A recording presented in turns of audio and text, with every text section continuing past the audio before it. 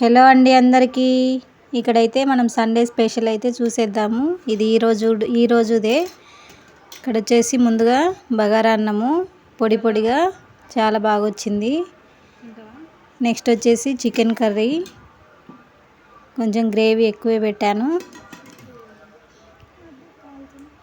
Chicken curry. అలానే మీ ఇంట్లో ఈ సండే ఏంటి స్పెషల్ అనేసి నాకైతే కామెంట్లో చెప్పండి. అలాగే పెరుగు, ఆనియన్స్, నైట్ మిగిలిన అన్నము కొద్దిగా ఉన్నది. ఇక్కడైతే ఇంకా తింటున్నాము.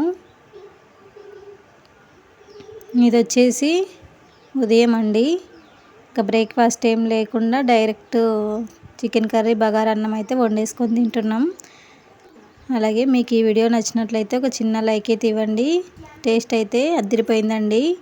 మీరు కూడా ట్రై చేసుకొని ఎలా వచ్చిందో చెప్పండి.